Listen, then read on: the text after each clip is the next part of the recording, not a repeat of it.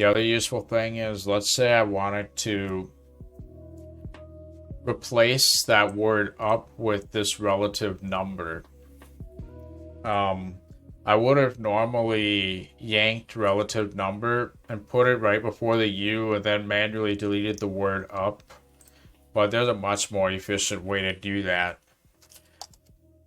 I could press YIW if I happen to be in the middle of the word I want to yank. YIW will yank that word. But then a quick way to paste it inside those brackets is to go to that line and then VI and then either the greater than or less than. That didn't work. Probably because of shift.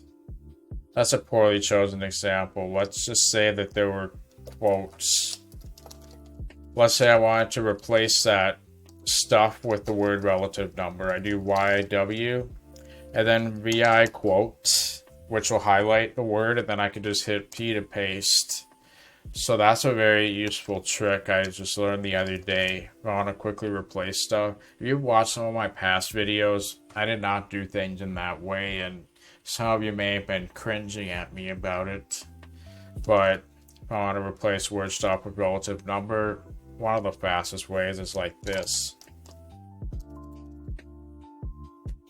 Yeah, so if you could really get that maneuver down, you could do that pretty quickly. So that could be quite useful.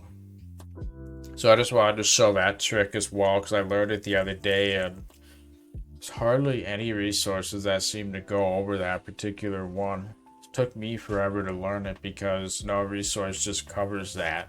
I've looked at tons of resources. So just wanted to show you that as well.